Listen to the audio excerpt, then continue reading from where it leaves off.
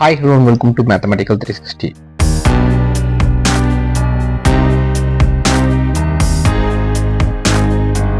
இந்த வீடியோ நீங்கள் பார்க்க போகிற சப்ஜெக்ட் வந்து பார்த்தீங்கன்னா மேல்நிலை 2ஆம் ஆண்டு 12வது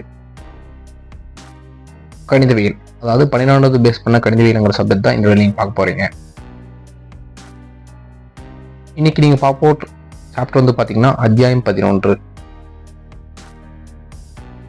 நிகழ்தகவு பரவல்கள். இந்த சாப்டர் தான் இந்த வீடியோ நம்ம பார்க்க போகிறோம். இன்னைக்கு நம்ம பார்க்க போகிற டாபிக் வந்து பார்த்தீங்கன்னா நிகழ்தகவு பரவல்ங்கிற ஒரு சாப்டரில் சமவாய்ப்பு மாறி ரேண்டம் வேரியபிள் அப்படிங்கிற ஒரு டாபிக் தான் இந்த வீடியோ நம்ம பார்க்க போகிறோம்.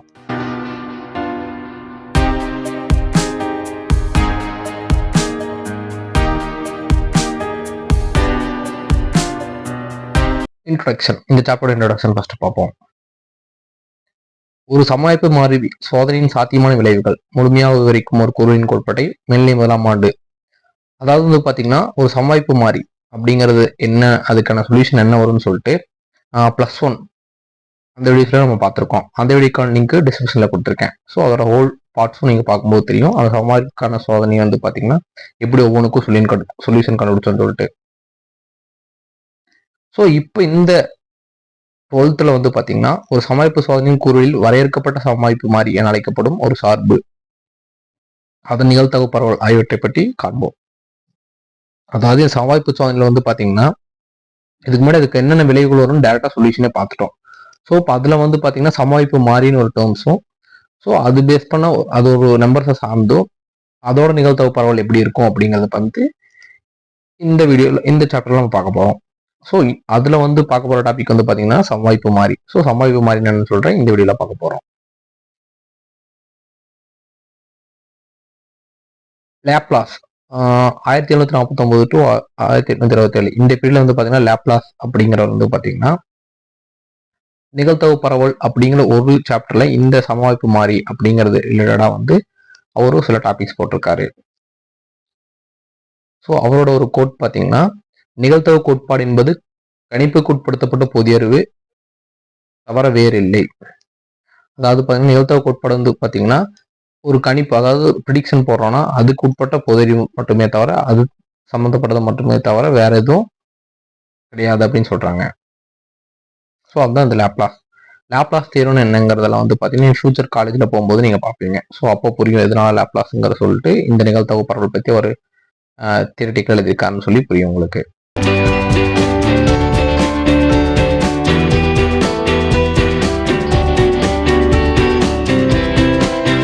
சமவாய்ப்பு மாறி, ஸோ ரேண்டம் வேரியபிள் அப்படின்னு நம்ம பார்க்கலாம்.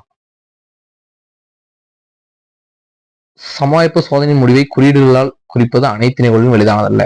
அதாவது ஒவ்வொரு சோதனையிலும் வந்து பார்த்தீங்கன்னா அதோட அதோட நிகழ்வுகள் வந்து பார்த்தீங்கன்னா ஒரு குறியீடு ஏதாவது சிம்பிளில் குறிக்கிறது ரொம்ப காம்ப்ளிகேஷனாக இருக்கும். ஸோ பல சமவாய்ப்பு சோதனைகளில் சாத்தியமான முடிவுகளின் விளக்கமாக எஸ் எனும் கூறுவழி அமைகின்றது. அதாவது பல சமவாய்ப்பில் வந்து பார்த்தீங்கன்னா எஸ்ங்கிறது வந்து பார்த்தீங்கன்னா கூறுவழி. ஸோ இப்போ இந்த கூறுவழி இந்த டேர்ம்ஸ் எல்லாம் உங்களுக்கு புரியணும்னா 10th ப்ராபபிலிட்டி வீடியோ போட்டிருக்கேன். அந்த வீடியோ டிஸ்கிரிப்ஷன்ல கொடுத்துருக்கேன். அதில் பார்த்தீங்கன்னா கூறுவழின்னா உங்களுக்கு என்னன்னு சொல்லி புரியும். ஸோ ஒரு எக்ஸாம்பிளோட பார்ப்போம். அதாவது சோதனையின் முடிவு அல்லது எஸ் எனும் கூறுவழியின் கூறுப்புள்ளி எண்களாக இருக்க வேண்டிய அவசியம் இல்லை. அதாவது இந்த சோதனை முடிவும் கூறுவழி எஸ்ங்கிறது வந்து பார்த்தீங்கன்னா எண்களாக இருக்கிறதுக்கான அவசியம் கிடையாது. உதாரணமாக ஒரு நாணயத்தை சுண்டும்போது, அதாவது ஒரு காயினை சுண்டினீங்கன்னா வந்து பார்த்தீங்கன்னா தலை இல்லை பூ அப்படின்னு 2 சொல்யூஷன் தான் கிடைக்கும். ஸோ அந்த சமவாய்ப்பு சோதனையின் முடிவுகளில் சில தருணங்கள் மதிப்புகளை தான் கையாள வேண்டியுள்ளது. அதாவது இதில் ஹெட்டு டெய்ல்னு சொல்லிட்டு ஒரு குறியீடு இருக்கு. ஸோ எனவே சோதனை முடிவிற்கு ஒரு எண்ணை ஒதுக்கீடு செய்கிறோம். அதாவது இந்த ஹெட்டுக்கு வந்து பார்த்தீங்கன்னா தலைக்கு 1 பூவிற்கு 0ன்னு சொல்லிட்டு நம்பர்ஸ் எடுக்கிறாங்க. ஓகேவா? ஸோ இவ்வாறு எஸ்ஸில் உள்ள உறுப்புகளுக்கான எண் மதிப்புகளை ஒதுக்கீடு செய்து சமவாய்ப்பு மாறி. ஸோ இப்போ இந்த ஹெட்டுக்கு எப்படி 0, இந்த டெய்லுக்கு எப்படி 1ன்னு சொல்லி எடுத்திருக்கோம், அந்த மாதிரி ஒவ்வொரு நம்பரை சூஸ் பண்றதுக்கு பேர் தான் சமவாய்ப்பு மாறி. ஸோ இப்போ சமவாய்ப்பு சோதனையில் இருக்கக்கூடிய இருக்கலாம் ஒரு நம்பர் ஸ்டடீஸ் எடுக்கிறது வந்து பார்த்தீங்கன்னா அதுக்கு பேர் தான் வந்து பார்த்தீங்கன்னா சமவாய்ப்பு மாறின்னு சொல்லி சொல்றாங்க. ஸோ சமவாய்ப்பு மாறி என்பது உண்மையில் ஒரு சார்பாகும். அதாவது இந்த சமவாய்ப்பு மாறி 0, 1ங்கிறது வந்து பார்த்தீங்கன்னா இந்த ஹெட்டையும் இந்த டெய்லியும் சார்ந்திருக்கு பார்த்தீங்களா, அதனாலதான் அது ஒரு சார்புன்னு சொல்றாங்க. சார்புனா என்னன்னு சொல்லிட்டு இன்டெப்த் வீடியோ போட்டிருக்கோம். அந்த வீடியோக்கான லிங்க்கும் டிஸ்கிரிப்ஷன்ல கொடுத்துருக்கேன். அதில் பார்த்தீங்கன்னா சார்புன்னு இன்டெப்தா பார்ப்போம். அது பெரிய சாப்டர்.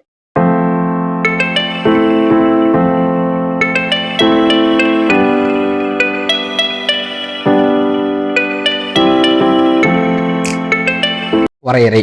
இப்போ சமவாய்ப்பு மாறியோட வரையறையை பார்க்கலாம். சமவாய்ப்பு மாறி எக்ஸ் என்பது எஸ் எனும் கூறுவிலிருந்து ஆர் எனும் மெய்யின் கணத்தின் மீது வரையறுக்கப்படும் ஒரு சார்பாகும். அதாவது சமவாய்ப்பு மாறிங்கிறது கேபிட்டல் எக்ஸ்ன்னு சொல்லி எடுத்திருக்காங்க.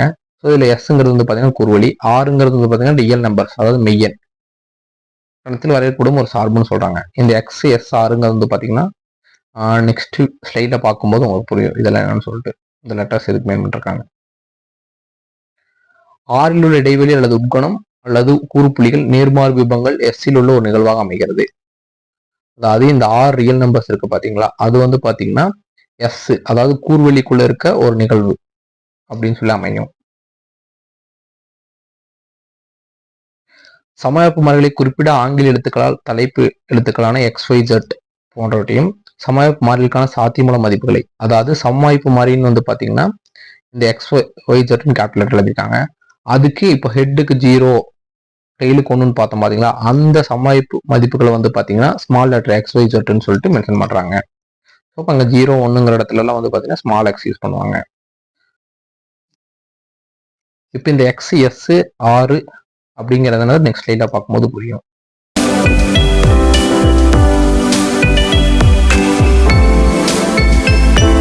எஸ் இந்த கூறுவழி எஸ்ங்கிறது தான் இது. ஸோ அதை S2 இந்த எக்ஸுங்கிறது பார்த்தீங்கன்னா தான் சமவாய்ப்பு மாறி, ஆறுங்கிறது ரியல் நம்பர்ஸ், இந்த எஸ்ங்கிறது தான் கூறுவழி, அதாவது இந்த மொத்தமும் சேர்ந்தது தான் கூறுவழி. இங்க மெய்யன் கோடு.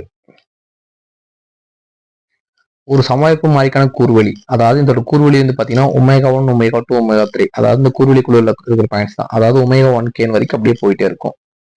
ஆர் என்பது மெய்யன் கோட்டை குறிக்கிறது. இந்த ஆறுங்கிறது வந்து பாத்தீங்கன்னா இந்த மெய்யன் கோடு, அதாவது ரியல் நம்பர் சென்டருக்கு பாத்தீங்கன்னா இந்த மெய்யன் கோடு தான் ஆறுன்னு சொல்றாங்க. So X S belongs to R, அதாவது இந்த சமவாய்ப்பு மாறி வந்து பாத்தீங்கன்னா இந்த கூறுவழியில் இருக்கிறத பேஸ் பண்ணி ரியல் நம்பர்ஸ், அதாவது பிலாங்ஸ் டு ஆர் பேஸ் பண்ணி இருக்கும்னு சொல்லி சொல்றாங்க.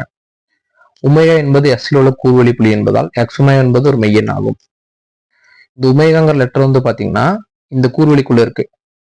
ஸோ அப்போ வந்து பாத்தீங்கன்னா இந்த எஸ்ல உள்ள ஒவ்வொரு கூறு புள்ளியும் பாத்தீங்கன்னா ஒரு மெய்யன். மெய்யன் என்ன 1 2 3 4 அப்படின்னு ஸ்டார்ட் ஆகி போயிட்டு இருக்கும் பாத்தீங்களா. அதனால உமேகாங்கிறத இடத்துல வந்து ரீப்ளேஸ் பண்ணது இந்த நம்பர்ஸ் வரும். இது பொதுவா பாக்கறதுனால வரையறைங்கனால உமேகான்னு சொல்லி மென்ஷன் பண்ணியிருக்காங்க. உமேகா பிலாங்ஸ் டு எஸ், அதாவது இந்த உமேகாங்கிறது வந்து பாத்தீங்கன்னா இந்த எஸ்ங்கிற கூறுவழி பேஸ் பண்ணிருக்கும், அதனால பிலாங்ஸ் டு எஸ்ன்னு சொல்றாங்க. ஸோ எக்ஸ் ஒமேகா தொகுப்பு வீச்சு ஆகும். ஸோ இது வீச்சுங்கிறதும் ஒரு டாபிக் பார்த்துருக்கோம், அந்த வீடியோ லிங்க் டிஸ்கிரிப்ஷன்ல கொடுத்துருக்கேன். அந்த வீச்சுன்னு என்னன்னு பாத்தீங்கன்னா உங்களுக்கு எதுக்கு எக்ஸ் ஒமேகா ஒரு தொகுப்பு வீச்சுன்னு சொல்லி சொல்றாங்க. அதாவது ஆர்எக்ஸ் என குறிப்பிடப்படும் வீச்சகமானது RX equal to X omega plus omega belongs to S. அதாவது இந்த ரியல் நம்பர்ஸ் வந்து பாத்தீங்கன்னா இந்த ஒமேகா பேஸ் பண்ணிருக்கோம், அந்த ஒமேகா வந்து பாத்தீங்கன்னா இந்த கூறுவழி எஸ் பேஸ் பண்ணிருக்கோம், அதான் இந்த ஃபார்முலா டேர்ம்ஸ்ல கொடுத்துருக்காங்க. மெய்யன் கோட்டின் மீதான கூறுவழி எஸ்ஸின் சில கூறுப்புள்ளிகள் ஒமேகா இல் அல்லது நிகழ்வுகள். மெய்யன் கோட்டின் மீதான கூறுவழி எஸ், அதில் இருக்க சில கூறுப்புள்ளி ஒமேகா இ ஒமேகா ஆர்ல இருக்கு பாத்தீங்கன்னா, அது வந்து பாத்தீங்கன்னா ஒரு நிகழ்வு, அதாவது இந்த கூறுவழிக்குள்ள நடக்கிற ஒரு நிகழ்வு. சான்றாக omega 1 1 1 2 1 3 1K belongs to S. இப்போ இந்த சென்டர் இருக்கு பாத்தீங்களா, அது பிலாங்ஸ் டு எஸ் பேஸ் பண்ணி தான் இருக்கு. ஸோ எக்ஸ் என்பது எக்ஸின் ஒரு சாத்தியமான மதிப்பெண்ணில். ஸோ ஒமேகா 1 ஒமேகா 2 ஒமேகா 3 எக்ஸின் நேர்மாறு மதிப்பாகும். அதாவது அந்த நேர்மாறு மதிப்புன்னு எதை மீன் பண்றாங்கன்னா, எக்ஸ் இன்வர்ஸா இருந்துச்சுன்னு வச்சுங்களேன், அதுக்குள்ள வர எக்ஸ், அதாவது இந்த மாதிரி வந்து பாத்தீங்கன்னா ஒமேகா 1 ஒமேகா 2 என்பதுக்கு ஒரு நிகழ்வா இருக்கும். அதாவது ஒமேகா 1 ஒமேகா 1 2 1K இது எல்லாமே வந்து பாத்தீங்கன்னா இந்த கூறுவழிக்குள்ள நடக்கிற ஒரு நிகழ்வு. ஓகேங்களா, அது சமவாய்ப்பு மாதிரி மென்ஷன் பண்ணி எக்ஸ் இன்வர்ஸ்லயும் காட்டலாம். இன்னும் ஒரு எக்ஸாம்பிளோட பார்க்கும்போது இன்னும் உங்களுக்கு இது பெட்டரா புரியும் சமவாய்ப்பு மாதிரியோட வரையறை.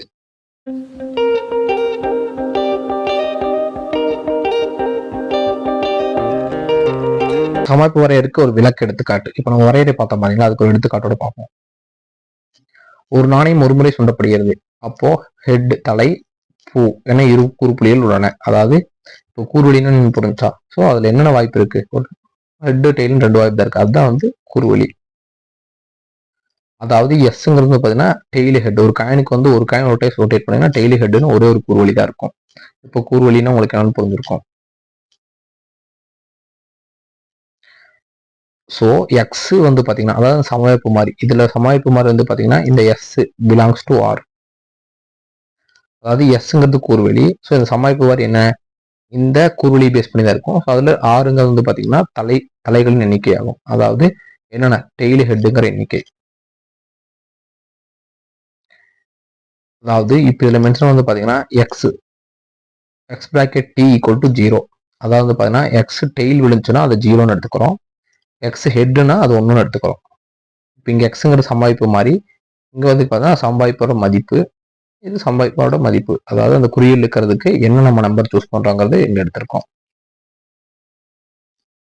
எனவே எக்ஸ் எனும் சம்பாய்ப்பு மாதிரி 0 மற்றும் 1 ஆகிய மதிப்பிலே பெறுகிறது. அதனால இந்த சம்பாய்ப்பு மாதிரி எக்ஸ் நம்ம சூஸ் பண்ண பார்த்தீங்கன்னா அந்த ஹெட் டெய்லுக்கு பதிலாக 0,1ங்கிற மதிப்பை வச்சிருக்குன்னு சொல்றாங்க. ஸோ எக்ஸ் ஒமேகா என்பது தலைகளின் எண்ணிக்கை கொடுத்தால், ஸோ இந்த எக்ஸ் ஒமேகாங்கிறது டெய்லு ஹெட்டுங்கிற 2 பாசிபிலிட்டி தலைகளின் எண்ணிக்கை கொடுத்துச்சுன்னா அதை இப்படி ஒரு ஃபார்மேட்ல எழுதலாம். அதாவது எக்ஸ் ஒமேகாவோட வேல்யூ வந்து 0வா இருந்துச்சுன்னா அது பூ, அதாவது வந்து பார்த்தீங்கன்னா டெய்லு. ஒமேகா வேல்யூ 1 இருந்துச்சுன்னா தலை வந்து பார்த்தீங்கன்னா ஹெட்டு. இந்த நம்பர்ஸை கன்வெர்ட் பண்ணியிருக்கோம் இந்த ஃபார்முலா வச்சு. ஸோ இந்த ஃபார்முலா பார்க்கும்போது புரியும் எதுக்கு இந்த மாதிரி சமவாய்ப்பு நம்ம சூஸ் பண்ணோம்னு சொல்லிட்டு.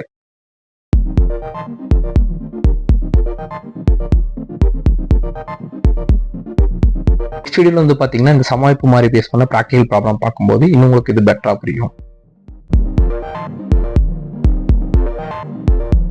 தேங்க்ஸ் ஃபார் வாட்சிங்.